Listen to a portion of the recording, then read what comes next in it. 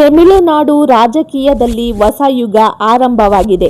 Cinema ಪರದೆಯ ಮೇಲೆ magic ಮಾಡುತ್ತಿದ್ದ ದಳಪತಿ ವಿಜಯ್ ಈಗ ಮತ ಪೆಟ್ಟಿಗೆಯಲ್ಲೂ ಮ್ಯಾಜಿಕ್ ಮಾಡಿದ್ದಾರೆ. ತಮ್ಮ ಮೊದಲ ಪ್ರಯತ್ನದಲ್ಲೇ ಅವರು ಗಳಿಸಿದ ಸ್ಥಾನಗಳೆಷ್ಟು ಗೊತ್ತಾ?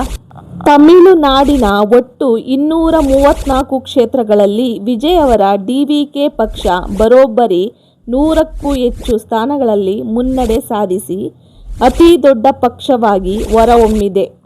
ಮ್ಯಾಜಿಕ್ ನಂಬರ್ 118ಕ್ಕೆ ಅತ್ಯಂತ ಹತ್ತಿರದಲ್ಲಿರುವ ವಿಜಯ್ ದಶಕಗಳ ಕಾಲ ಆಳಿದ್ದ ಡಿಎಂಕೆ ಮತ್ತು ಎಐಎಡಿಎಂಕೆ ಪಕ್ಷಗಳ ಕೋಟೆಯನ್ನೇ ನಡುಗಿಸಿದ್ದಾರೆ.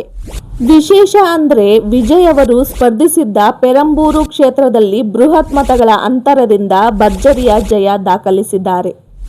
ಮೊದಲ ಬಾರಿಗೆ ಚುನಾವಣೆಗೆ ಇಳಿದು ಇಷ್ಟೊಂದು ದೊಡ್ಡ ಮಟ್ಟದ ಬೆಂಬಲ ಗಳಿಸಿರುವುದು ಇಂಡಿಯನ್ ಪಾಲಿಟಿಕ್ಸ್ನಲ್ಲೇ ಒಂದು ದಾಖಲೆಯಾಗಿ ಪರಿಣಮಿಸಿದೆ.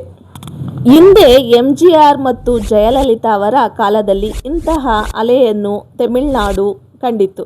ಈಗ 2026 ವಿಜಯ್ ಅವರು ಅದೇ ರೀತಿ ಮಾಸ್ ಎಂಟ್ರಿ ಕೊಟ್ಟಿದ್ದಾರೆ.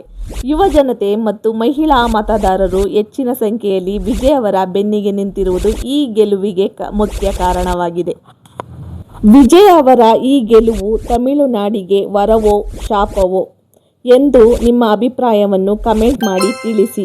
ಇಂತಹ ಲೇಟೆಸ್ಟ್ ಅಪ್ಡೇಟ್ಸ್ಗಾಗಿ ನಮ್ಮ ಚಾನಲನ್ನು ಸಬ್ಸ್ಕ್ರೈಬ್ ಮಾಡಿ. ಧನ್ಯವಾದಗಳು.